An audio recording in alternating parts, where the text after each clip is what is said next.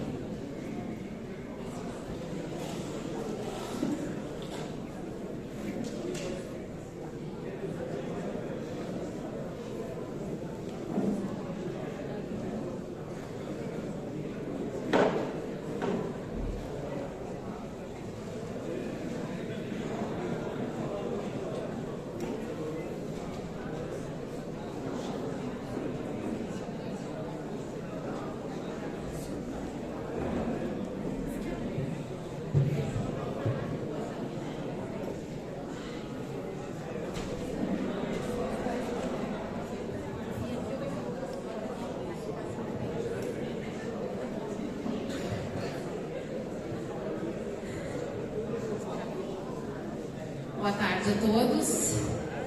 O tema que me pediram para falar é sobre o repovoamento das colmeias por causas climáticas. Esse foi o tema que o evento pediu. Então, são anos agora, quem é apicultor aqui sabe, né, que viemos passando por problemas de seca, chuva e inundações. Então, muitas pessoas perderam seus enxames e nós nos deparamos com a situação de termos que, de novo, colocar enxames dentro dessas colmeias. Então, de que forma a gente pode fazer isso? Os motivos, então, de esvaziamento dos ninhos foram por seca, acho que é aqui, né? Aqui? Ou aqui? Seca, excesso de chuva, anos de... O Ítalo, acho que já falou, 2021, 2022 foram anos de seca. Não tinha alimento, né, para as colmeias. E em 2024 começou a maior série histórica de chuva, 2023, desculpa, que desencadeou na enchente de 2024. Tá? Então, temperaturas extremas também, o que acontece é que leva à escassez de alimento.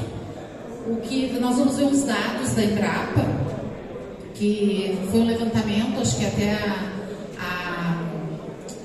a Betina participou também, né, que mostram o que aconteceu. Eles fizeram um levantamento dos motivos das perdas de enxames.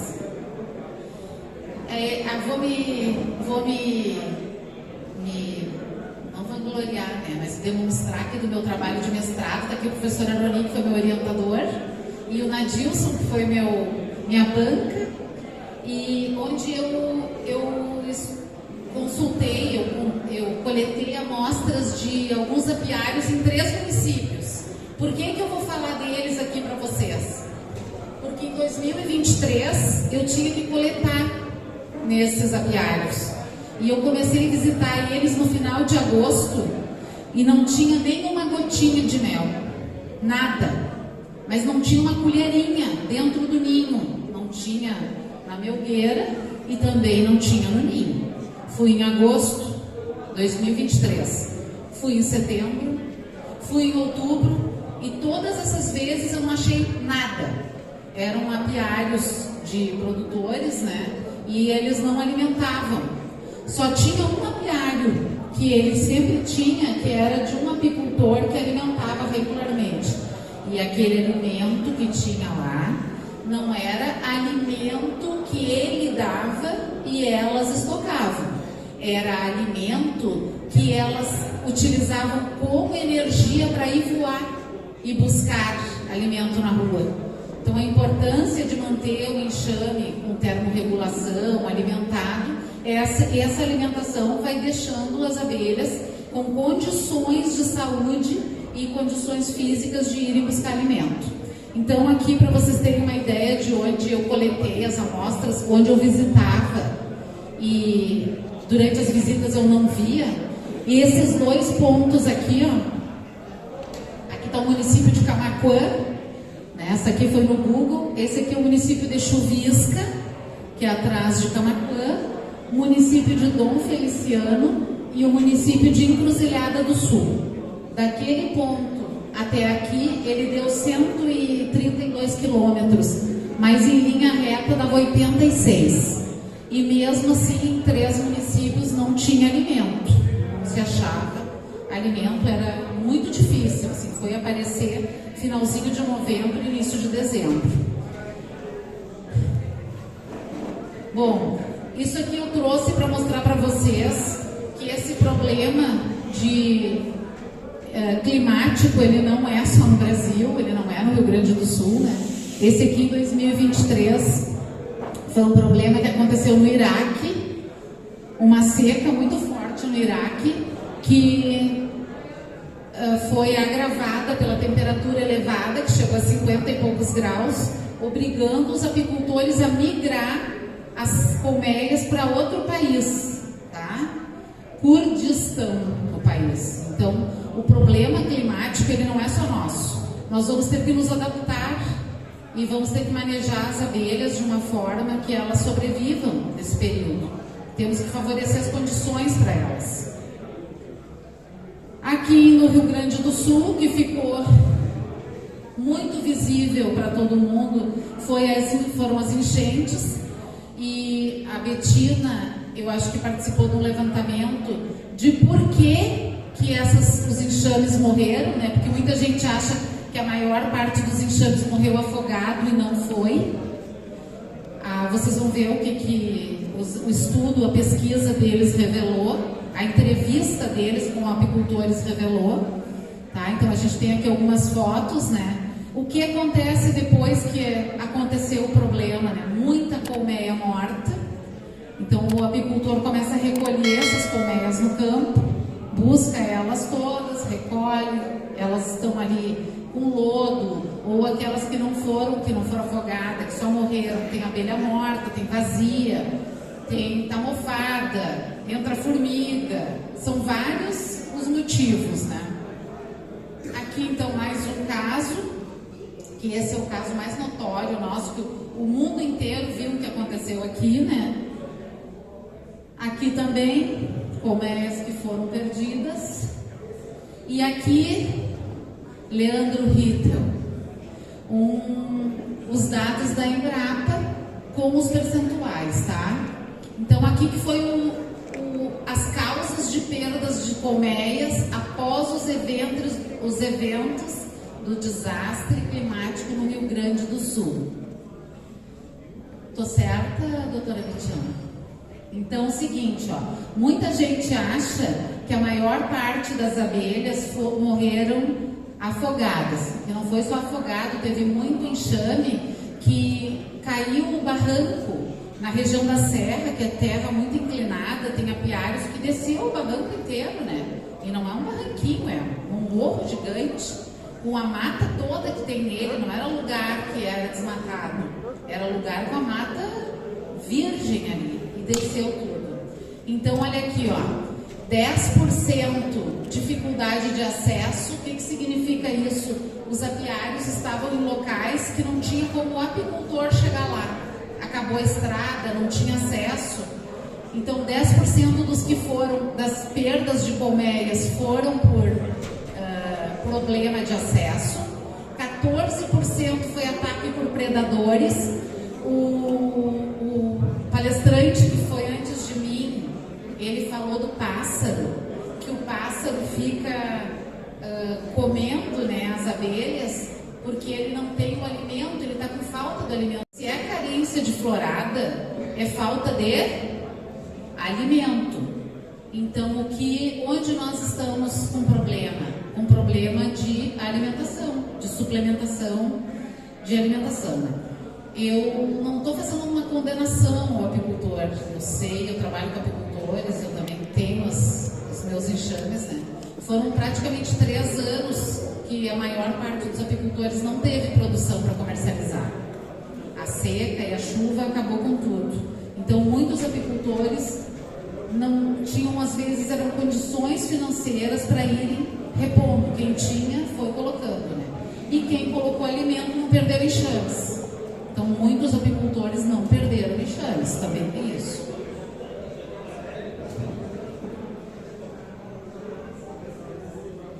Não está passando agora aqui. Bom, então, morreram os enxames, né? Acabou lá, vocês encontraram as caixas desse jeito, ou mortas só, né? Sem lodo, mas enfim, a caixa por outras causas de alimentação, nutrição. O que vocês têm que fazer, né? Qual é o primeiro passo? É recolher todo esse material e fazer a limpeza, lavar tudo com lava-jato, tirar tudo aquilo que está estragado ali dentro e limpar essa caixa para utilizar ela. O pessoal do fundo aí, ó. Ô pessoal, obrigada. Valeu. Agradeço muito, todo mundo agradece aqui. Valeu, tá, gente? Então aqui recolher tudo, limpar os ninhos, né? E preparar eles, ó, limpeza. Esse aqui não é lodo, né? Simplesmente os animais morreram. Aqui tem um resquício aí de formiga. E aí vem aquela situação, né? Terminou, tu limpou a caixa, tu tá com a tua caixa ali. E agora, o que eu faço? Vou esperar um enxame voador. Tu tem que te questionar. Quantas tu tem? Eu tinha lá, eu vou mostrar a casa para vocês aqui de um rapaz que tinha 1.400 caixas. E no final de um problema que ele teve, ele ficou com 480 só. Então ele tinha um monte de caixa vazia. Aí tu tem que te questionar, eu vou comprar os enxames ou eu vou produzir os meus próprios enxames? Né? Se quer comprar, é uma opção, né? Compra o enxame, vem enxame, tu coloca dentro da tua caixa que tu limpou e segue o baile, né? Ou eu vou fazer meus enxames. Essa decisão o apicultor tem que ter. Se ele vai fazer os enxames dele, ele tem a listinha ali de materiais para ele fabricar enxames, né? Para ele produzir os próprios enxames dele. Tem que ter cera, tem uma empresa aí que eu recomendo sempre, né? Que se tu comprar 10 quilos, nem frete te cobra.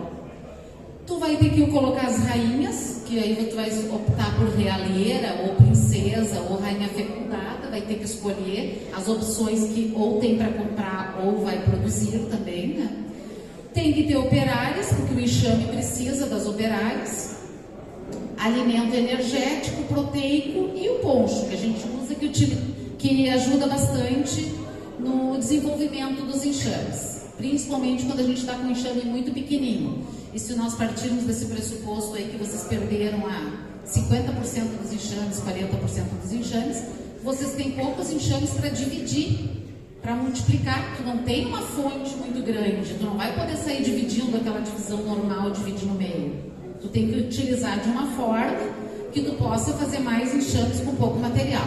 Então aqui tem os favos, né, que é importante, a gente vai precisar. Essa aqui é cera de um apicultor, ele mesmo faz, é um apicultor lá de Dom Feliciano, que tu vai precisar construir esses favos. Então tu precisa cera para fazer esses favos e começar a nova. Dia no município de Taquari, ele fez uma coisa muito interessante. Ele caiu no conto da sereia. Vocês já ouviram falar no conto da sereia? No canto da sereia? Sabe o que é o canto da sereia? Tinha um local lá, acho que é o Canal da Mancha, né? Que passava os navios e tem muita pedra. E ali tinha um som, mas o som era pelo barulho do vento passando nas rochas, né? E eles acreditavam que eram sereias que cantavam.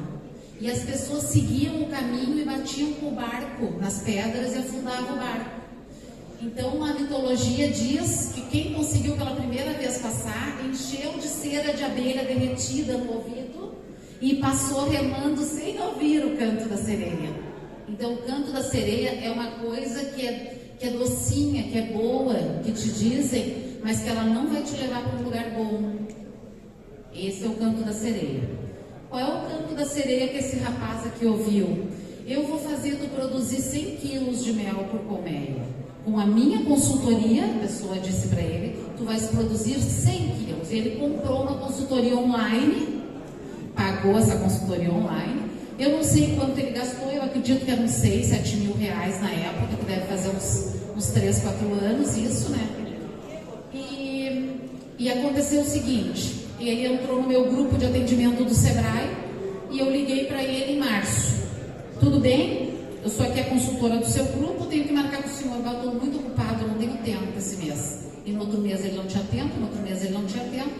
E aí eu descobri que a doutora Maristela ia dar um curso de rainhas na propriedade dele. Eu pensei, vou dar uma incerta nesse cara. Vou pegar ele, se ele querer, eu nele. Cheguei lá e falei para ele, eu preciso te atender, eu já estou na 3ª visita do grupo, de 25, e tu nem uma vez a minha chefe, que é meu rim. E ele disse, que eu estou com vergonha da senhora. Eu disse, mas eu nem te conheço, como é que tu está com vergonha de mim? Ele disse, minha situação é muito difícil.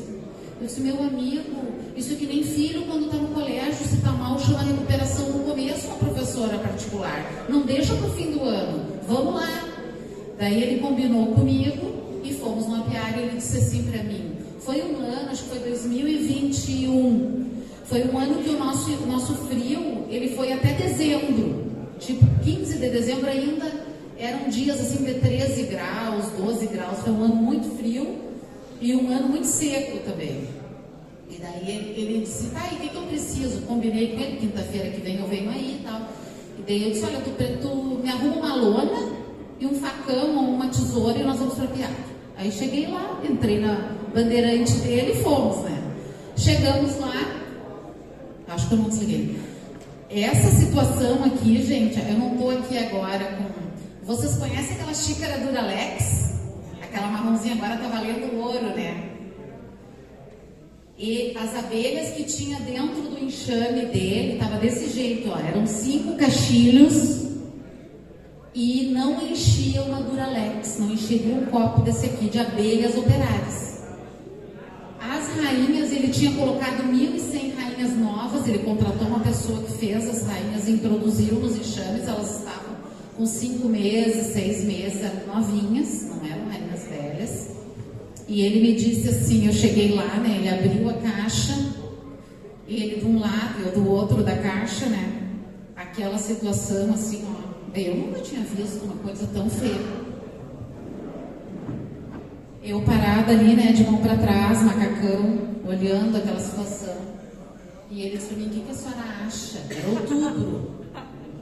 E daí eu falei, eu acho que... Ele falou, a nossa florada é em fevereiro, será que eu colho alguma coisa naquilo lá, ó? Uma abelha gritava e a outra não escutava, de tão pouco que tinha. E eu olhei para dentro da caixa e falei assim, uns 30 quilos acho que colhe. Eu acho que ele pensou que eu era doida. Eu falei para ele, se tu fizer o que eu vou te indicar. Lembrando, ele pagou aquela consultoria 6, 7, 8, 10 mil, e a nossa consultoria pelo Juntos para Competir, Senar e Sebrae Juntos, custou para ele R$0 durante 3 anos. O que esse rapaz fez aqui, ó? Ele disse para mim, vou fazer tudo o que a senhora disser. Beleza, então vamos junto. Eu disse para ele, esse apiário aqui é o meu, eram 14, aqui eu vou fazer os manejos, o que eu fizer aqui tu replica, tu imita nos outros. Ele, sabe o que ele fez aqui? Ele, 14 semanas ele alimentou. O que ele alimentou? Uma vez por semana uma garrafinha dessas de água com açúcar. Eu tinha indicado para ele fazer 1 por 1, um de açúcar, um de água, ele disse que não tinha para tudo isso, ele botava 2 de água e 1 de açúcar. Era o que ele podia. E ele dava um bifinho de no começo umas 30 gramas, quando foram aumentando, ele aumentou um pouquinho. Esse era os enxames dele, então, né? Era nessa situação que estava, nós cortamos ali o poncho e começamos. Quando eu voltei, dali uns 20 e poucos dias, ele colocou cera aqui, ele não tinha para completar favo, ele tinha derretido todos os favos, que era o que a consultoria online mandava ele fazer, né? Eu entendi a consultoria online dele. Eu não acho que a consultoria online dele era errada, ela só não era própria para o Rio Grande do Sul. Ela é própria para um estado assim que a temperatura é sempre quente. Porque isso aqui que nós estamos vivendo aqui, ó, de anteontem, 25 graus para hoje, isso é só gaúcho que aguenta isso. É por isso que as pessoas dizem assim, ai, vocês são meio duros lá no Rio Grande do Sul. Eu falo, vem aqui aguentar 45 num dia e 5 no outro, parece que fica vazio, né? E a gente aguenta, e é feliz ainda. Então tá aqui, ó. Começou isso aqui, entrou assim na safra, tá? Esses são aqueles mesmos enxames, esse é o meu apiário, é o que eu manejava. Então, quando ele encheu esse aqui de cria, que estava com em torno de 8 crias, nós fizemos, chegou ali, eu perguntei para ele, quer repovoar os teus enxames que estão vazios, as caixas vazias? E ele disse, não, eu preciso produzir mel, porque eu estou 3 anos sem dinheiro. Eu disse, beleza, então vamos produzir mel, e no final da safra, nós fizemos os enxames. Então, aqui fomos, aqui vocês podem ver ninho sobre ninho, ninho sobre ninho, ninho sobre ninho, ninho sobre ninho sobre ninho, ninho sobre ninho sobre ninho sobre ninho, tudo cheio de cria, os 10.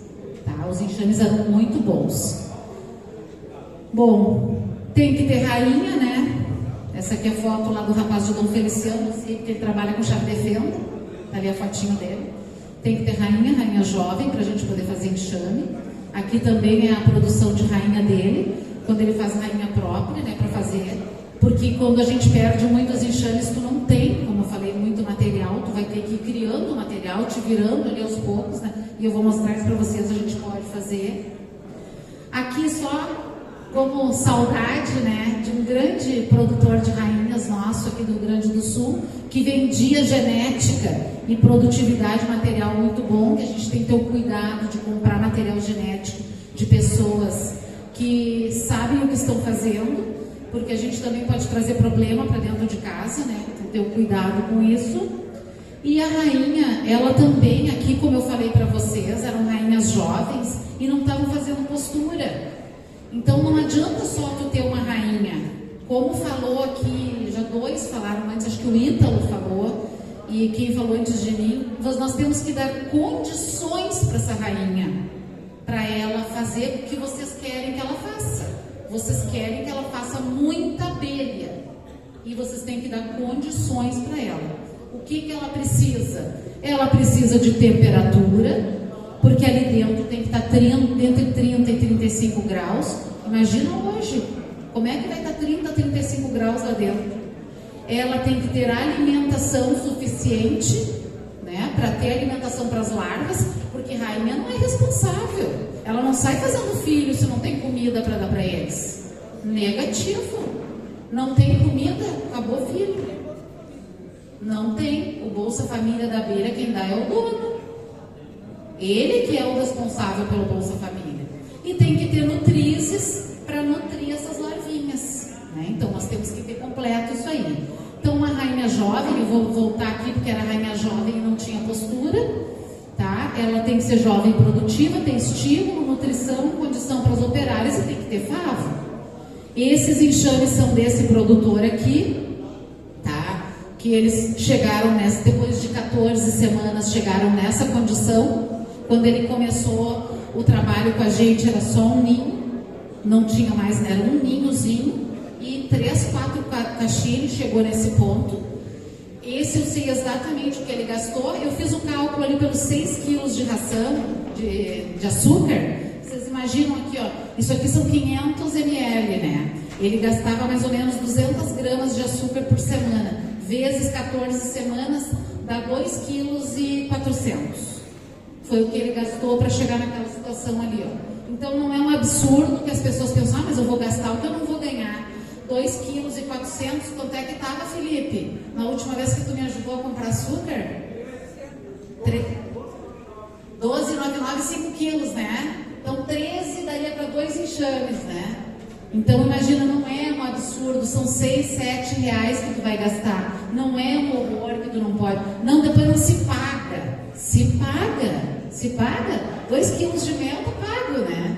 Então o que você vai conseguir? Esse rapaz aqui, no ano que ele fez isso aqui, que deu uma seca muito grande, a média do município dele foram 13 quilos. A Maristela visitou esses enxames, né, Maristela? Ele chegava, ele é um cara alto, bem mais alto que eu, né? Ele parava do lado dos enxames, quando estava pronto para colher, e falava, como é que eu vou colher, Ângela? E fazia assim com a mão, ó. Eu falei, dinheiro nunca é problema, amigo. Traz faz outro e sobe nas costas e paga o cara que subir nas costas dele. Ele ria. A pessoa colheu 12, 13 e ele colheu 45 de média. Tá? Ah, mas 45 não é muito. Comparado a 12, 13 é o triplo. Então, por quê? Porque ele se preparou para isso. Aqui tem a Maristela para dizer que ela visitou os mesmos enxames e realmente eram fantásticos, né? Então, aqui o responsável pela evolução do enxame aqui no computador ficava mais claro, né? Quem toma a decisão do que vai acontecer no futuro do enxame são vocês, é o proprietário. Vocês têm que ter uma estratégia produtiva. Não adianta sair alimentando fora da área de época, que tu só vai gastar dinheiro. Tu tem que ter uma estratégia. É importante o enxame encolher em determinadas épocas, porque ele tem um gasto calórico menor. Mas tu tem que fazer ele crescer também, para quando chegar a florada, tu ter enxame para trabalhar. Não adianta ele crescer depois, no final da florada, daí terminou, não tem como produzir. Então aqui a alimentação de estímulo, né, pode ser feita fornecendo na frente da caixa aqui, né, que é uma opção, ou dentro no alimentador, que é esse tipo de alimentador que está aqui, ó. Eu pedi aqui o seu Romeu Klein, ali da marcenaria Klein, cedeu aqui o material, para a gente poder mostrar para vocês. Então aqui tem o alimentador, né, eu gosto muito desse alimentador aqui, aquele antigo que tinha a abertura aqui no meio. Na minha experiência, na experiência prática, muito enxame desvia o ninho para a lateral, porque às vezes as nossas caixas nem sempre são exatamente fechadinhas. Com o tempo, de tanto a gente abrir e fechar, elas vão tendo aberturas, né? Que faz uma corrente de ar. E essa aqui, como ela tem a abertura aqui na frente, ó, e a gente mantém essa abertura mais perto do alvado aqui, se ela fizer uma corrente de ar, o calor do meio do enxame ela não tira, ele preserva ali e mantém as larvas aquecidas. O que favorece de tu manter as larvas aquecidas? Menos operárias são necessárias para aquecer a larva e elas vão trabalhar e buscar alimento na rua. A alimentação proteica também, né? Suplementação importante. Na região ali do Felipe, de Veracruz, tem um apicultor, o Gerson Zan, que também é produtor de rainha, né? Um cara que tem um olho muito bom, assim, para rainha. Um dia ele me ligou e eu, como todo consultor de apicultura, meio-dia comendo meu sanduíche dentro do carro, no sol, né? Eu esperando para ir para outro apicultor, ele me ligou e disse: Ângela, qual é a doença que mata só rainha? O meu cérebro deu uma freada. Doença que morreu as abelhas? Não, só as rainhas. As abelhas estão tudo vivas. Eu falei: olha, eu tenho certeza absoluta, não tem nenhum ovinho em todo a piada. Tem certeza? Não tem. E ele tem um olho. O cara é bom. Tu tem como ir lá daqui uns 20 minutos? Tem. Cheguei no apiar, ele começou a abrir caixa e puxava os cachilhos para fora e olhava os cachilhos. Não tem. Puxava outra. Não tem. Enquanto ele puxava, eu olhei os cachilhos assim, eu ali, né, parada, olhando de caixa em caixa. Na quinta, sexta caixa, eu falei para ele: pode parar. As tuas rainhas estão vivas, não precisa procurar, tá aí dentro. Não sei onde é que tá para ele. Não tem. Tá aí, não tem um grão de pólen aí dentro, não tem nutrição. Se não tem nutrição, ela não é boba. Ela não vai fazer filho nascer para ficar berrando o dia inteiro de fome nas orelhas dela. Ela não faz. É só tu dar suplementação proteica que ela vai voltar a fazer postura. Tu tem certeza absoluta? Ele falou: eu falei: tô te dizendo, rapaz, vai lá. O bom de ficar velha é que a gente trata eles como se fosse sobrinho da gente, assim. E se não obedecer, leva, né, Felipe? E daí o que aconteceu? Ele botou o bife, botou um bifinho para cada uma ali, pouquinho, 100 gramas para cada uma.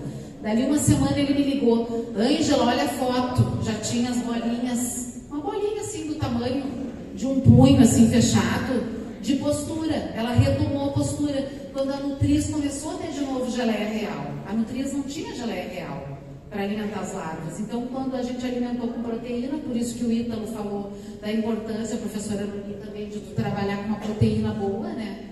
Que elas produzem igual vaca de leite. Se tu dá uma ração fraca, não produz leite. Se tu dá uma ração boa, enche o balde, né? A mesma coisa com a abelha, tá?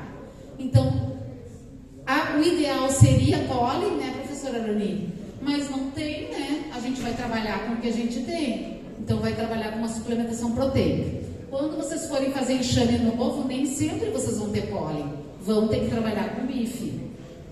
Aqui, então, nas caixas doadoras, depois que elas começam a ter suficiente número de cria, daí a gente consegue montar enxames, né? Então, esses aí são os apicultores. Aqui, ó. Esse é de Taquari, tá aqui o nomezinho, né? Aquele ali que eu mostrei a história dele para vocês. E esses aqui de Dom Feliciano.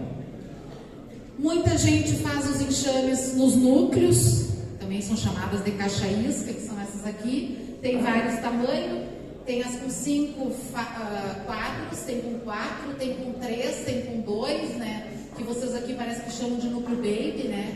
Quando são apenas 2, assim. Mas muitos apicultores vão ter a caixa vazia e não tem esse tipo de caixinha aqui. E vão ter que fazer aqui na caixa grande mesmo. Que é o que tu tem.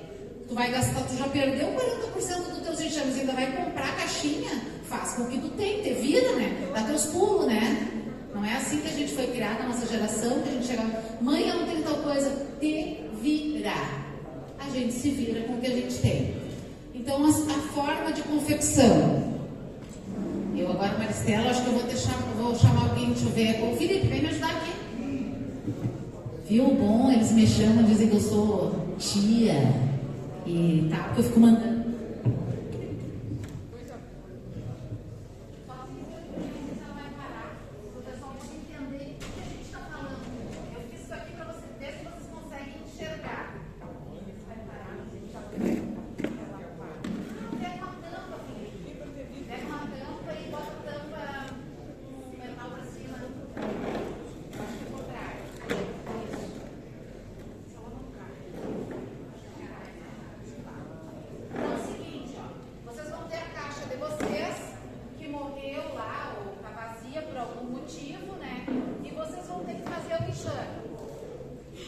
Aí vocês têm poucos enxames, sobrou lá de 100, tem 30 e tem 70 vazias. Vocês vão vir naquelas que vocês estimularam uma alimentação que cresceu, né? E vão pegar, por exemplo, um favo de cria e vão chegar aqui e vão botar aqui, ó, na caixa vazia. Não tem muita coisa, tá? Se tiver alimento, vocês vão levar um alimento. Que bom, levei um alimento, eu tenho alimento, eu sou rica, eu só tenho isso. Aí aqui, ou ela vai fazer uma puxada natural, vai fazer uma realeira através das crias jovens que vocês colocaram aqui, ou vocês vão ter que colocar uma realeira, ou vão colocar uma rainha que vocês vão comprar de alguém, né, ou que vocês produziram. Mas eu só tenho isso. E agora o que eu faço? Vamos ver. Opções. Nós temos lá uma pena que eu não fiz fotos. Nós temos um apiário, que eu mudei um apiário de Santa Cruz do Sul para Vale do Sol. E como eu quis levar ele no horário de dia, nós deixamos no lugar as caixas vazias com um quadro de cria. E elas puxaram, fizeram rainha e fizeram enxame. Então, não é o ideal, né? Não é o mundo ideal. Mas qual é a opção que a gente tem nesse caso?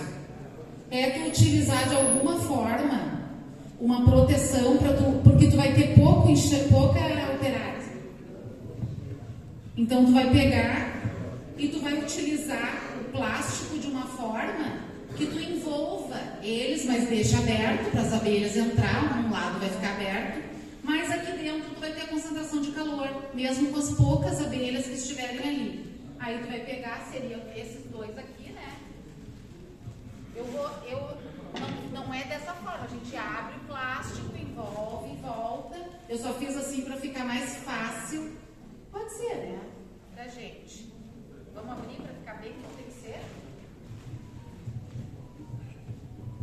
Ó, pessoal, eu tenho meus apiários, né? E o Felipe me ajuda às vezes. É minha vítima. Não é muito complicado.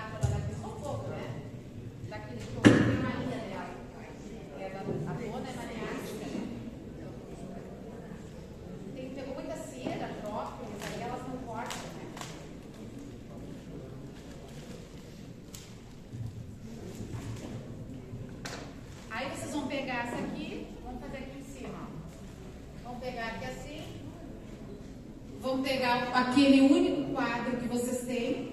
Se possível, eu não achei aqui embaixo cera. Vou pegar um quadro com cera. Se tiver alimento, melhor. Se não tiver alimento, vocês vão ter que fornecer o alimento, né? Tanto a proteína quanto o líquido.